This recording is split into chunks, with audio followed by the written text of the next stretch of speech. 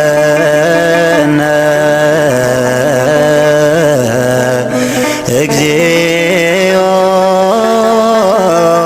በውስተ መንግሥትከ። በስመ አብ ወወልድ ወመንፈስ ቅዱስ አሐዱ አምላክ አሜን። የተወደዳችሁና የተከበራችሁ ወንድሞችና እህቶች በሕያው እግዚአብሔር ስም እንደምን ዋላችሁ? እንደምን ሰነበታችሁ? እከብር ኃይል ክቡር፣ እቀደስ ኃይል ቅዱስ፣ አመስግኑኝ የማይል ምስጉን የቸርነት ባለቤት ቅዱስ አምላካችን በሀብት ስቦ በረድኤት አቅርቦ በምህረቱ ጠብቆ በዚህ የምህረት አደባባይ እንድንሰባሰብ ስለፈቀደልን ስሙ ከምድር እስከ አርያም ለዘላለም የተመሰገነ ይሁን።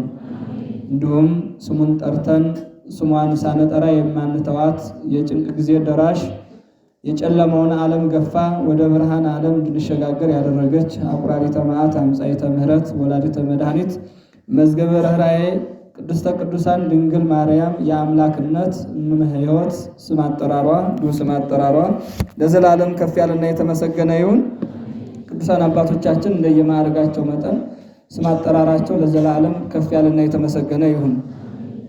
ወአንትሙሰ ዘክርስቶስ እናንተ የክርስቶስ ናችሁ ይላል በአንደኛ ቆሮንቶስ ምዕራፍ 3 ቁጥር 23 ላይ ተመዝግቦ የምናገኘው ኃይለ ቃል ነው። እናንተ በሉ እስኪ የክርስቶስ ናችሁ።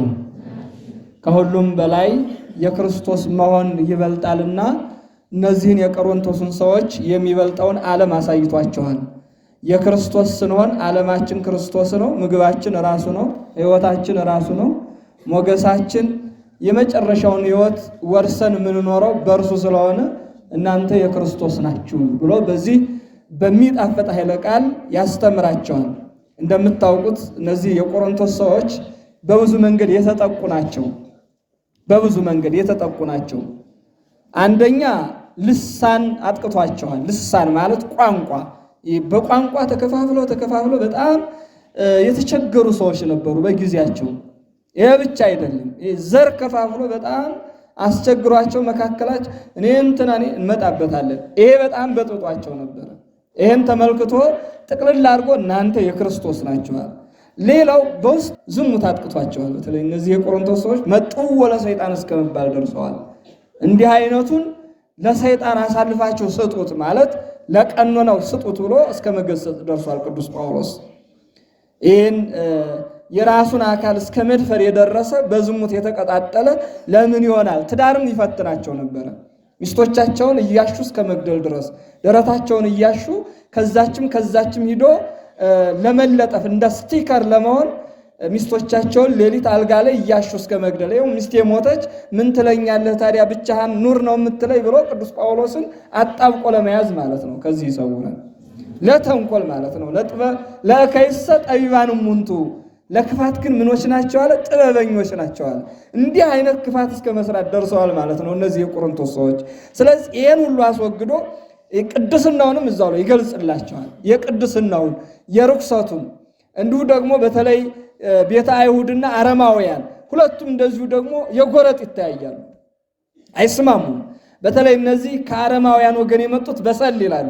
በክርስቶስ ካመን በኋላ እኮ እኛ የክርስቶስ ነን ብለው በእምነታቸው ይጠነክራሉ። እነዚህ ደግሞ ቤተ አይሁድ ብዙ ጊዜ ይልፈሰፈሳሉና ጽርዋ አጽንዖ ብሎ በሮሜ መልእክት እንደገለጸው እዚህ ደግሞ ቤተ ጣዖቱና ቤተ አይሁድ በጣም አስቸጋሪ ነበረ። ለጣዖት የተሰዋውን እንበላለን አትበሉም፣ በጣም መከራ ነበረ። ይሄ ሁሉ ይፈትናቸዋል። አካለ ክርስቶስ ነው፣ የክርስቶስ ደም የተሰዋበት ስለሆነ ያ ሁሉ የክርስቶስን አካል እንዳያፈርሰው ጠቅልል አድርጎ እናንተ የማን ናችሁ አለ? የክርስቶስ ናችሁ አለ። እኔ ሰምቻለሁ ይላል። ከኋላ ነገሩን ሲያያይዝ እንዲህ ብሎ ይገልጸዋል። እመኒ ጳውሎስ ወእመኒ አጵሎስ እመኒ ዓለም ወእመኒ ሕይወት ወእመኒ ሞት። ቅዱስ ጳውሎስም ቢሆን አጵሎስም ቢሆን ዓለምም ቢሆን በዓለም ያለውም ቢሆን ሞትም ቢሆን ሕይወትም ቢሆን ሁሉ ዘዚአክሙ ሁሉ የእናንተ ነው። መኖር ካለባችሁ ክርስቶስ ሲሆንላችሁ ትኖራላችሁ። ሞትም ከመጣ ትሞታላችሁ፣ ሥጋ ለብሳችኋልና። ጳውሎስና አጵሎስንም ብትጠቅሷቸው የእናንተ ናችሁ። ዓለምን ብትጠቅሱ ይቺ ግዑዙ ዓለም ተሰጥታችኋለች፣ መኖሪያ ናት፣ ግን ጊዜያዊት ናት። የእናንተ ናት። ሁሉ ዘዚአክሙ፣ ሁሉ የእናንተ ነው። እናንተ ግን የማን ናችሁ አለ? የክርስቶስ ናችሁ። እናንተ የዓለም አይደላችሁም። እናንተ የጳውሎስ አይደላችሁም። እናንተ የአጵሎስ አይደላችሁም። እናንተ የማንም አይደላችሁም፣ የክርስቶስ ናችሁ። ወክርስቶስን ይዘ እግዚአብሔር፣ ክርስቶስ ደግሞ የእግዚአብሔር ነው። ምን ማለት ነው? እግዚአብሔር አብ የባሕርይ አባቱ ነው፣ ከእርሱ የተገኘ ነው። መገኘው ግን በዚህ ጊዜ ተገኘ አንለውም፣ እርሱ የእግዚአብሔር ነው። እኛ ደግሞ የማንን? የክርስቶስ ነው። ክርስቶስ ተብሎ ምን አሰኝቶናልና? ክርስቲያን አሰኝቶናልና። የክርስቶስ መሆናችን እንዴት ያስደስታል! የዓለም አላለንም፣ የሰይጣን አላለንም፣ የኃጢአት አላለንም፣ የዝሙት አላለንም፣ የሚያልፈው ዓለም ልጆች አላለንም። የክርስቶስ ናችሁ። ታዲያ ይሄን ምን አለው? በኤፌሶን መልእክቱ ደግሞ ልዩ አድርጎ ይገልጸዋል። በተለይ ይህን የተራቀቀበት መንገድ ይገርማል። ኤፌሶን 4 ቁጥር 20 ላይ ምን ይላል መሰላችሁ? ሲናገር ወአንትሙሰ እለ ቅቡፃን ተስፋሆሙ ብሎ ያነሳል። ሲጀምር እለ ቅቡፃን ተስፋሆሙ ወመጣው ርሶሙ ለሕርትምና ወለርኩስ ወለምርአት፣ ተስፋ የቆረጡ ራሳቸውን ለምርአት ማለት ለመዳራት፣ ለማርከስ፣ ራሳቸውን ለማርከስ ለጉስቁልና አሳልፈው የሰጡ ሰዎች እግዚአብሔር አይደሉም። እንዲህ አይነት ትውልድ አለ። እዛ ይቀጥልና ወአንትሙሰ አኮ ከመዝ ዘተምህርክሙ ወለክርስቶስ፣ እናንተስ ክርስቶስን እንዲህ አልተማራችሁትም አለ። ክርስቶስን እንዲህ አልተማራችሁትም፣ በርኩሰት በምርአት አልተማራችሁትም። ክርስቶስን የምታውቁት ቤዛ ሆኖ ለዓለም ሲሰቀል ነው። ክርስቶስን የምታውቁት በሕይወትነቱ በቤዛነቱ ተላልፎ ሲሰጥ የእኛን በደል ሲሸከም በዚህ ነው የተማራችሁት። ስለዚህ እናንተ የእግዚአብሔር ልጆች ናችሁ። ሰምታችሁታል፣ ክርስቶስን ሰምታችሁታል፣ አይታችሁታልም፣ እውነትም በሱ ዘንድ እንዳለ ተምራችኋል። እስመ ጽድቅ በኢየሱስ ክርስቶስ። ጽድቅ በማን ነው አለ? በኢየሱስ ክርስቶስ ነው። ጽድቅ ማለት እውነት በሱ ዘንድ እንደሆነ አይታችሁታል። ስለዚህ እናንተ ክርስቶስን የተማራችሁት ዓለም በተማረበት በተጣመመ መንገድ ሳይሆን በተቃናና በተስተካከለ መንገድ መስቀል ላይ ነው እሱን የተማራችሁት አለ። መስቀል ላይ ሲወለድ ቤተልሔም ላይ ተምራችሁታል። ሲሰቀል መስቀል ላይ ተምራችሁታል። ሲሰደር ግብፅ ላይ ተምራችሁታል። ስደቱን በግብፅ ተምራችኋል። ልደቱን በቤተልሔም ተምራችኋል። መከራውን መስቀል ላይ ተምራችኋል። ጸሎቱን ጌቴሴማኒ ተምራችኋል። ጾሙን ቆሮንቶስ ላይ ተምራችኋል። ክርስቶስን እንዲህ ነው የተማራችሁት። ክርስቶስ ለማንም ለሰው ፊት አይቶ አያዳላም፣ እገሌ ወገሌ ብሎ አይነጣጥልም አለ። ስለዚህ እናንተ የክርስቶስ ናችሁ አለ። እስኪ አሁን በዚህ ዘመን በተለይ ክርስቶስ ያላስተማረንን አንዳንድ ቦግልም ሳይሆን ጥቅልል ብሎ ቤተ መቅደሱ ገብቶ የሚያማስለን ነገር አለ። እኛም መካከል አይጠፋም። ይህ ወገንተኝነት ከየት ነው የመጣው? እኛ የክርስቶስ ነን። የገሌ መባባል እንደው ወንድሞችና እህቶች በህሊና ዳኝነት እንድትመዝኑልኝ ይፈልጋለሁ። እዚህ ቀደም ነግሬያችኋለሁ። ቤተ ክርስቲያንን አሕዛብ ካጠፏት ይልቅ እኛ ያጠፋናት ይበልጣል። መስቀሉን ይዘን ያጠፋናት፣ ቆቡን አድርገን ያጠፋናት፣ ነጠላ ለብሰን ያጠፋናት አንበዛም ወይ? እንበዛለን። ሌላውማ ቢገላት ሌላውማ ቢያጠፋት ምን ቁም ነገር አለ? እኛንና በቤቷ ምን ኖረው እየመገበችን ጡቷን እየጠባን እኛ ከወጋናት በጣም አደገኛ ነው። ከዚህ እግዚአብሔር ያሻግራል። እና ምን ይላል እዚህ ዕብራውያን 11 ላይ አብርሃምን ያነሳል። አሚሳቅ ይሰማይ ለከ ዘር፣ ከይስሐቅ ዘር ይጠራልሃል አለ። ማያሳፍር ዘር ነው። ማን? ይስሐቅ። አብርሃም 90 ዓመት ሞኖታል። በ90 ዓመቱ ቀርሞ የተወለደ ዘር እኮ አለ። በዛ ግን አልተጠራለትም። በእስማኤል በኩል ዘር አልተጠራለትም። ያ ትንሽ የተንሻፈፈ ዘር ነበረ፣ የጠፋ ዘር፣ የማይጠቅመው ዘር ነበረ። የአብርሃም ዘር የተጠራው በይስሐቅ በኩል ነው። የማያሳፍር ዘር እንድንሆን እግዚአብሔር ይርዳን። ማናሳፍር ዘር በተለይ ለቤተ ክርስቲያን ለሞተልን አምላክ ማናሳፍር ዘሮች። ይስሐቅ ይሰማይ ለከ ዘር፣ አንተ ንጹሕ ዘር ነህ፣ ከሌላ ዘር የበቀልክ፣ ከሞተ ዘር የበቀልክ ሕያው ዘር ማለት እኮ ነው። ከሞተ ዘር የተገኘ ግን ሕያው ዘር ነህና በይስሐቅ በኩል ዘር ይጠራልሃል አለ። ያም ዘር ክርስቶስ ነበረ። አየሁ፣ በይስሐቅ በኩል የተጠራው ዘር ክርስቶስ ነው። ክርስቶስን ዘር ብሎ ጠራው። ንጹህ ዘር ነው፣ ያው ምንም ያልተቀላቀለበት ፊታይቶ የማያዳላ ንጹህ ዘር በይስሐቅ በኩል ዘር ይጠራላል ያለውን ቅዱስ ጳውሎስ ጠቅሶ አስተማረበት ለዕብራውያን። ምን ማለት እንደሆነ የዘርን ምስጢር ብትንትን አድርጎ ነው ያስተማረው። ኢሳይያስም ልዑለ ቃል የተባለው በተለይ ደረቅ ሐዲስ የሚባለው ወንጌሉን ተርትሮ ያስቀመጠ ስጋዌን በደንብ አድርጎ በትንቢቱ አይቶ ያስቀመጠው ኢሳይያስ 1:9 ላይ ስትመለከቱ እግዚአብሔር ዘርን ባያስቀርልን ኖሮ ሰዶምና ገሞራን በመሰልን ነበር አለ። አሁን እንዲህ እያለ የሚጠራው ዘር ማን ነው? ድንግል ማርያምንና ክርስቶስን ነው። እምይስሐቅ ይሰመይ ለከ ዘር ብሎ ይህን ሲናገር የእመቤታችንንና የክርስቶስን ባህሪ በአብርሃም በኩል ይጠራል። ልዑለ ቃል ኢሳይያስ ደግሞ የእመቤታችንና የክርስቶስን ዘርነት ዘር ባያስቀርልን ኖሮ ክርስቶስ ስግው ቃል ለመባሉ የድንግል ማርያም ዘር መኖር ለኛ ወሳኝነት ነበረው አለ። እንዲህ አይነት ዘር አየው ለዓለም መድኃኒት የሚሆን ዘር አለ። አሁን እኛ በዘመኑ የምናየው ዘር ምን አድርጌ ነግራችኋለሁ፣ እንመጣበታለን። እስኪ የነጠረውን ዘር ይውልኝ፣ እስኪ ጥርት ያለውን ዘር ዓለም የተሻገረበት ዘር እኮ ነው እና ኢሳይያስ የጠቀሱት ዘር ባያስቀርልን ኖሮ ያ የጥፋት ውሃ እኛን ባጠፋን ነበር አለ። እነ ኖህ ባልተሻገሩ ነበረ። በእነ ኖህ ባህሪ የማን ዘር ነበረ? የነ ድንግል ማርያም ዘር ነበረ። ከአዳም ጀምራ ስትወርድ የነበረችው ባህሪ ያቺ አሻጋሪ ዘር ነበረች። ያችን ነው የጠቀሳት። ቀጥሎ ደግሞ ቅዱስ ዮሐንስ ወንጌላዊ 3 መልእክት፣ 1 ትንቢት፣ 1 ወንጌል የጻፈልን ሕይወቱን መስቀል ሲል ሊሰዋ ቆርጦ መስቀል ስር የተገኘው ታላቁ አባት ቅዱስ ዮሐንስ ደግሞ እንዲህ ብሎ ይናገራል። በዚህ በአንደኛ መልእክቱ ምዕራፍ 3 ቁጥር 9 ጀምራችሁ ስታነቡ አንድ ግሩም ቃል እናገኛለን። እስመ ኩሉ ዘተወልደ እምእግዚአብሔር ይገብራል ኃጢአት፣ ከእግዚአብሔር የተወለደ ሁሉ ኃጢአትን አያደርጋትም፣ የኃጢአት ባሪያ አይሆንም ካለ በኋላ እስመ ዘራ ዚአሁ የእሱ ዘር ነውና፣ አንተ የክርስቶስ ዘር ነህ፣ አንቺ የከበርሽ የክርስቶስ ዘር ነሽ ማለት ነው። እስመ ዘራ ዚአሁ የክርስቶስ የእግዚአብሔር ዘር ነው አለ። እኔ አይደለሁም የምናገር፣ እኛ የማን ዘሮች ነን? የእግዚአብሔር ዘሮች ነን። ተመልከቱ፣ የእግዚአብሔር ዘሮች፣ ያውም የተጠበበብን በሚጠፋ እጅ እኮ አይደለም የተዘራው፣ በሚጠፋ ዓለም በተራቀቀበት መሳሪያ አይደለም የተዘራ ነው። በሕያው እጅ የተዘራን የተሰራን የክርስቶስ ዘር የእግዚአብሔር ዘር አለ። የእሱ ዘር ነውና ስለዚህ ኃጢአትን አያደርግም። ወቦቱ ይነብራል። ዘር ብቻ መሆን አይደለም፣ ራሱ አድሮበት ይኖራል። ወይ ይክላብሶ መበደልም አይችልም ማለት እስመ እግዚአብሔር ተወልደ ከእግዚአብሔር ተወልዷል። አቤት አንተ ቃሉ ራሱ እኮ እንዴት ይጣፍጣል መሰለ። ሕይወቱን ስንኖርበት አነጋገር ኑረውበት ነው የሚሰብኩት፣ ኑረውበት። አሁን እኛ እናንተም ሰምታችሁ አትኖርበት፣ እኛም ሰብከን ነው አንኖርበት። ኧረ ከዚህ ሕይወት ያውጣን እግዚአብሔር። ሰምተን ማንኖር ሰብከን ማንኖር ያለው ዳውነን ምንኖር። እነ ቅዱስ ዮሐንስ ቢናገር እኮ የኖረውን ነው የሚናገረው። አየው የሱ ዘር ነውና አድሮበትም ይኖራልና መበደል አይችልም። ምክንያቱም ለምን ካልከኝ ከእግዚአብሔር ተወልዷልና አለ። ከማን ተወልደናል? እኛ ከእግዚአብሔር ተወልደናል። ለምንድን ነው ግን ሰምተን ማን ተገብረው? ሰዎች በመሆናችን እንስታለን። እነሱም ሰዎች ናቸው። ያን ጊዜ የነበረው አምላክ ዛሬም አምላክ ነው። እነሱ ኖርበት፣ እኛ ምንድን ኖርበት? አምላከ ቅዱሳን ይርዳል። ከዛ ቀጥሎ ምን ይላል መሰላችሁ? ይለየዋል።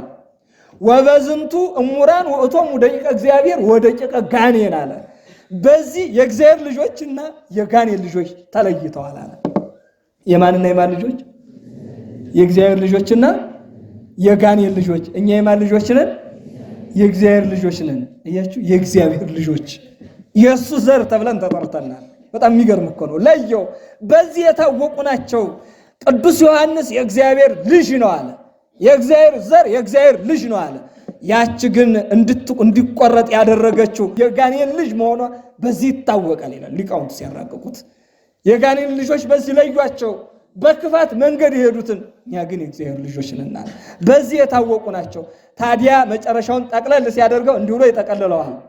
እስመ ኩሉ ዘይገብራ ለጽድቅ ኢኮነም እግዚአብሔር አለ። እውነትን የማያደርጋት ሰው ከእግዚአብሔር አይደለም። ወከማው ዘያፈቅር ቢጾ ወንድሙንም የማይወድ እርሱ የእግዚአብሔር ልጅ አይደለም አለ። ወንድሙን የማይወድ ነው የሚለው። አሁን እንግዲህ ዳኙልኝ። አሁን ዛሬ እኮ እገሌ እዛ ሰፈር ነው፣ እገሌስ እዛ ሰፈር ናት፣ እኔ እዚህ ሰፈር ነኝ፣ የኔ ሰፈር እንዲህ ነው የምንል የለንም? ልባችን ሞቅ የምናደርግ ከዚህ በላይ መንሻፈፍ አለ ብላችሁ ታስባላችሁ? መውደቅ ቤተክርስቲያኗን እኮ የጣልናት በዚህ ነው፣ ተባብረን ማለት ነው። እኔ መስቀል ይዤ እናንተ ነጠላ ለብሳችሁ ተባብረን በዚህ መልኩ ጣልናት እና ታዲያ አይሰብራችሁም? ወንድሞች እናቶች፣ አይሰብረንም? አያሳዝነንም? እንማራለን እኮ እንሰማለን እኮ። ግን አይምሯችን ምንድን ነው የሚያጥበው? እናንተ የገላትያ ሰዎች ክርስቶስ እኮ በፊታችሁ የተሰቀለ ሆኖ ነበረ፣ ግን ያን ቁስሉን እንዳታዩት አዚም ያደረገባችሁ ማን ነው አለ። አዚም ያደረገብን ማን ነው? ይህን ሰምተን እንዳንጠቀምበት ቃሉን ከአይምሯችን የሚነጥቀው ማን ነው? ማን ነው አዚም ያደረገብን? በዚህ ዘመን ማን ነው አዚም ያደረገ? ይሄን አዚም እግዚአብሔር ያስወግድልን። ወንድሙን የማይወድ ጽድቅን የማያደርግ በእውነተኛው መንገድ የማይጓዝ እሱ የእግዚአብሔር ልጅ አይደለም። እኔ አይደለሁም የተናገርኩ። ቅዱስ ዮሐንስ ሕይወቱን የኖረው መስቀል ስር የተገኘው 70 ዘመን ቁጹረ ገጽ ሆኖ የኖረው እሱ ነው። እንደውም ሲመጸውት አቤት የሱን የማይወድ ስንቱን አዲታ አውቀለነ ይላል። የኛው ጉዳይ አልታወቀ። እንዲሁ እኮ ኑሮት እኮ ነው የኛ ይወገል አንክደው ይሆን በመንገዱ እንሄድ ይሆን አዲታ አውቀለነ። ሕይወታችን ገና አልታወቀም፣ ምን እንደሆነ አልታወቀም ማለት እንደሆነ ቅዱስ ዮሐንስ ልብስ ሲለብስ እንደኛ ገዝቶ አይደለም ነጠላ የሚለብሰው። እሱን ያህል ሐዋርያ የምስጢር ደቀ መዝሙር ደብረ ታቦር ላይ ምስጢር ያየ ታላቅ ሐዋርያ መስቀል ስር የተገኘው ለነዳያን ለክቶ ነበር የሚለብሰው። በነዳያን ምንትን ፈትኖ የወደቀ ራፊ ያገኝ እንደሆነ ያን ሂዶ ለድሃ ይሰጠዋል። ድሃው ተጸይፎ ከወረወረው ይቼን የልብስ ናት ይላል። ድንገት ቆሻሻ ላይ እኮ አንስቶ ነው ሂዶ ለድሃ ሰጥቶ ከለበሰ እግዚአብሔርን ላስቀይሙ ለካሱ የሚለብሰውን እኔ ልቀመው ይላል። በጣም ይገርም እኮ። አሁን እነዚህ ሐዋርያት የኖሩትን እንዲህ አድርገው የሰበኩልን ታዲያ እኛን መዝኑ። አሁን አንተንም እኔንም አንቺንም ራስሽን መዝኝ። አይምሮውን እግዚአብሔር ያድለን ማስተዋሉ። ይቀጥላል። አሁን ቅዱስ ጴጥሮስ ደግሞ ይሄን ይቀበላል። ፊት አውራሪው ቢስት እንኳን አልቅሶ የተመለሰው እንዲህ ብሎ ይናገራል። እሱ ደግሞ አኮ እምዘር ዘይደመሰስ አላ እምዘር ዘይጠፍ፣ እናንተ የተወለዳችሁት ከሚጠፋ ዘር ሳይሆን ከምን ዘር ነው? ከማይጠፋ ዘር ተወልዳችኋል። አያችሁት ሐዋርያት እንዴት ቅዱስ ዮሐንስ የሱ ዘር ነውና ኃጢአትን አያደርግም ማለት። ቅዱስ ጴጥሮስ ደግሞ የተወለዳችሁት ከሚጠፋ ከሚፈርስ ከሚበሰብስ ዘር ሳይሆን ከማይጠፋ ዘር ነው አለ። ከማይጠፋ ዘር ነው። እዛ የሚጠፋው ነገር ምን እንደሆነ ይናገራል። እስመ ኩሉ ዘሥጋ ከመሳይ ሩእቱ፣ ሥጋ የለበሰ ሁሉ እንደ ሳር ነው። እስኪ ተናገሩ። ሥጋ የለበሰ ሁሉ እንደ ሳር ነው። ሳር ምንድነው? ባህሪው ፀሐይ ካገኘው እርግፍ ይላል፣ በቃ ድርቅ ይላል። ይቀጥልና ወኩሉ ክብሩ ከመፍሬ ሳይር፣ ክብሩ ሁሉ እንደ ሳር ፍሬ ነው አለ። ለእመ የብሰ ሳይር ወይ ትነገፍ ፍሬው፣ ሳሩ ሲደርቅ ምኑ ይረግፋል? ፍሬው ይረግፋል። ሰው እንዲህ ነው። አያችሁት? ሰው ሲሞት ክብሩ ይደርቃል አለ። ክብሩ ያልፋል። በዚህ ዓለም የነበረው ነው። የነፍስ ክብሩ አይደለም የሚያልፈው። ስለዚህ እንደ ሳር ፍሬ ይረግፋል፣ ተነዝላል፣ ይጠወልጋል አለ። ወቃሉስ ስለ እግዚአብሔር ይነብር ለዓለም፣ የእግዚአብሔር ቃል ግን ለዘላለም ይኖራል። ወዝውእቱ ቃሉ ዘነገርናክሙ አለ። ቃሉም ሌላ አይደለም፣ አሁን ምን ነግራችሁ ነው አለ። አሁን ምን ነግራችሁ፣ እሱ ለዘላለም ይኖራል። ነገር ግን ሰው እንደ ሳር ነው፣ ክብሩም እንደ ሳር ፍሬ ነው። ለዚህ ነው ሰው የሚገፋፋው። ከመገፋፋት እግዚአብሔር ይሰውራል። በጣም የሚገርመው ጠቢቡ ሲራክ ደግሞ የገለጸበት መንገድ እጅግ ይገርማል። እዚህ ሲራክ 10 መጽሐፈ ሲራክ ምዕራፍ 10 ቁጥር 19 ጀምራችሁ ተመልከቱት። ምንድን ነው የሚለው? የሰው ዘር የከበረ ዘር ነው አለ። የሰው ዘር በሉ እስኪ የከበረ ዘር ነው፣ የማይወርቅ ዘር። አያችሁት? የከበረ ዘር ነው ካለ በኋላ የከበረ ዘር ማን ነው? እግዚአብሔርን ፈርተው የሚኖሩ ሰዎች ዘር አይደለምን? አያችሁ? ፈርቶ የሚኖር እግዚአብሔርን አክብሮ የሚኖር በሕጉ በመንገዱ የሚሄድ ሕጉን ጠብቆ የሚመላለስ እሱ የከበረ ዘር ነው። እሱ የከበረ ዘር ነው። ይቀጥልና የሰው ዘር የጎሰቆለ ዘር ነው አለ። የጎሰቆለ ዘር ማን ነው ትለኝ እንደሆነ የጎሰቆለ ዘርማ የእግዚአብሔርን ትእዛዝ አፍርሰው የሚኖሩ ሰዎች ዘር አይደለምን ይላል። ሁለቱ ለይቶ አስቀመጠ ቅዱስ ዮሐንስ። የእግዚአብሔር ልጆችና የጋኔን ልጆች በዚህ የተለዩ ናቸው አለ። እዚህ ደግሞ ዘሩን ከፈለው ለሁለት። የከበረ ዘር በፈሪሃ እግዚአብሔር የሚኖር፣ የጎሰቆለ ዘር ሕገ እግዚአብሔርን አፍርሶ የሚኖር አሁን እኛ በየትኛው ነው ያለነው? ራሳችንን እንመዝን። ገና በጥንት እግዚአብሔር ዓለምን ሲፈጥር ምን አለ? ለታውቀል ምድር ዘርአ በበዘሩ ወበአርአያው ወበአምሳሊሁ። ምድር ዘርን ታብቅል በየአምሳሉ በየአርአያው ታብቅል አለ። በማጭድ የሚታጨዱ በጥፍ የሚለቀሙ በመጥረቢያ የሚቆረጡ እጽዋት፣ አዝሪት፣ አትክልት የሥጋውያን ምግብ ተገኙ። አሁን እዚህ የአትክልት የእጽዋት ዘር ልዩ ልዩ ነው። የማሽላ ዘር ልዩ ልዩ ነው። የበቀሎ ዘር ልዩ ልዩ ነው። የጤፍ ዘር ልዩ ልዩ ነው። ከሙና የቅመማ ቅመም ዘር አለ። በአጠቃላይ የቅመማ ቅመም ዘር አሁን ያና ይሄ አንድ አይደለም ነው። እያችሁት የሰው ዘር ግን ማን ነው? የሰው ዘር ስንት ነው? አንድ አዳም ነው። ታዲያ በዚህ ዘመን ማን ከፋፈለን? ማን ነው አረም የዘራብን? ማን ነው ክፋትን የዘራብን? ማን ነው እንዲህ የተንሸዋረር ነገር በአይምሯችን ያበቀለብን? አያችሁ፣ የሰይጣን ዘር እኮ ነው። ሰይጣን ነው እንዲህ አድርጎ የዘራብን። ወንድሞችና እህቶች፣ ሌላ አይምሰላችሁ። ሌላ ጠላት አለ። ሌላ ጠላት እኮ በሰው አይምሮ አድሮ የሚሰራ እሱ ስለሆነ፣ ክፋትን የሚዘራ እሱ ስለሆነ፣ የሰው ዘሩም አንድ ነበረ። ልዩ ልዩ ዘር መሆኑን መጽሐፍ ቅዱስ የሚያስተምረን የእጽዋቱ ለእኛ ምግብ የተፈጠሩት ነበሩ። ለእኛ ምግብ የተፈጠሩትን ግን ወደ ሕይወታችን አስገባንና ዘሩን በእኛ ላይ ዘራ ነው። እሱ ጎዳን። እሱ ጎዳን። እስኪ ክርስቶስን አስቡት። መድኃኒት ክርስቶስ መጣ ዓለምን ሊያድን። እዚህ ዮሐንስ 4 ላይ ስታዩ አይሁድና ሳምራውያን በፍጹም በሕግም በሥርዓትም አይተባበሩም ነበር። ታዲያ ያ ከዛች በጠራራ መንገድ በጠራራ ደክማ ዋልት ቀዳ እዛ ስትሄድ እንዴ ደከመው ይላል። መንገድ በመሄድ ደከመ። ስለኛ ነው የደከመው። አገኛት እንስራ ይዛ ብቻዋን እያወራች በስነ ልቡና ተጠቅታ። ሰው በስነ ልቡናው ሲወርድ ነው ብቻውን ማውራት የሚጀምረው ማለት ነው። ጉዳዩ አይደለም። እዚህ አንተ ብትሆን ለሱ ጉዳዩ አይደለም። ምክንያቱም አይምሮ ላይ ነው ችግሩ ያለው። አይምሮዋ ተነክቶ ባሎቿ እየሞቱ ጋኔን በማይጸኗ አድሮ እየፈተናት ሁልጊዜ ባሏን የምትቀብር እየተባለች ሴቶች እየተጠቋቋሙባት ጎርቷት ብቻዋን እንስራ ተሸክማ ስትሄድ እርሱ ግን ቀረባት። ሰው አግሎታል ብሎ የማይንቅ አምላክ ነው ያለን። ያን ዘእውሩን ታስታውሳል። አምናለሁ በክርስቶስ ሲል ብቻውን ለቀቁት። ሂድ ተለይ ከማይበራችን አሉት። ግን ክርስቶስ ነው የቀረበው። አንተ ሰው አግሎሃል ብሎ አያገልህም። ሰው ሊያገለኝ ይችላል፣ አንተን ሊያገልህ ይችላል። እግዚአብሔር ግን ያገለና? ኧረ በፍጹም ሕይወቱን የሰጠ አገኛት። እባክሽ ውሃ ጠጭኝ አላት። ጭራሽ በልመና ጀመረው። እሷን ሊፈልግ መጥቶ ከሷ ለመነ። የሚለመን እኮ አምላክ ነው የሚለመን። የሕይወት ውሃ ሆኖ ሳለ የሚያስጠማውን ውሃ ከሷ ጠየቀ። እንዴ ወያብሩ አይሁድ ምስለ ሳምራውያን፣ አይሁድ ከሳምራውያን ጋር አይቀላቀሉም። እሷ ዘረኝነቱ ቀደመባት። አያችሁ፣ እሱ ሊያድን ሊፈልጋት መጥቶ በድካም እሷ ግን እናንተና እኛ እኮ በዘር አንገናኝም አለችው። እስኪ አስቡት። እስኪ ሕይወትን ሊሰጣት መጥቶ እሷ ግን የአይሁድንና የሳምራውያን ነገር ማነጻጸር ጀመረች።